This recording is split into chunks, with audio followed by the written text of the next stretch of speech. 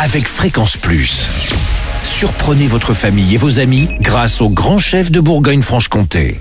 Cette semaine, je suis à Maré-les-Fussé. Je suis en compagnie du chef Alexis Gaudrier, toujours dans les cuisines du restaurant La Maison aux Mille Truffes. Bonjour chef. Bonjour Charlie. Nouvel épisode, et là avec une première recette de plat, avec un risotto à la truffe. Forcément, on est ici au pays de la truffe de Bourgogne.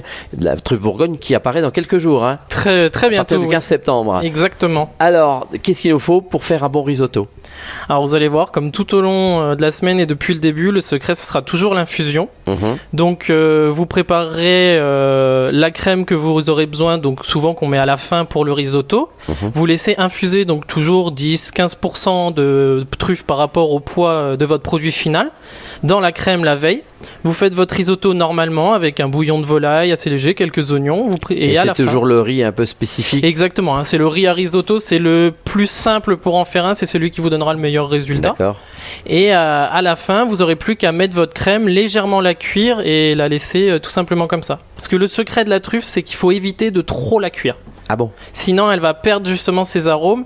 Et le but, c'est de faire de l'infusion et de toujours essayer de trouver une astuce pour la mettre vers les fins de cuisson pour qu'on garde le plus d'arômes possible. Et la truffe de Bourgogne, par rapport à la truffe que d'autres connaissent comme en Dordogne, elle est plus forte, elle a un goût différent ou...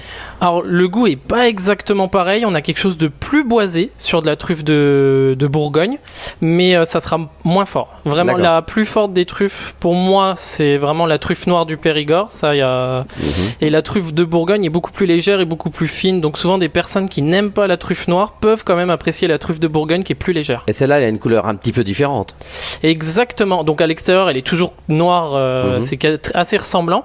Mais à l'intérieur, vous aurez quelque chose d'assez marron avec beige, on va dire, avec des légères rainures, des petits traits marrons. D'accord.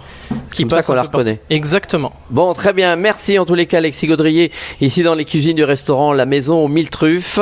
Vous le savez, cette semaine, vous pouvez gagner un menu pour deux à La Maison aux Mille Truffes à Maré-les-Fussé, ici en Côte d'Or. Alors, il vous faut envoyer papille par SMS dès maintenant au 7 14 15. Papille au 7 14 15. Alors, bonne chance à tous. Et pour le prochain épisode, on va se retrouver avec du blanc de volaille et une sauce crème, forcément à la truffe. Et d'ici là, chouchoutez vos papilles. Chaque semaine, découvrez les meilleures recettes des grands chefs de Bourgogne-Franche-Comté. Du lundi au vendredi, à 5h30, 11h30 et 19h30, chouchoutez vos papilles. Fréquence Plus.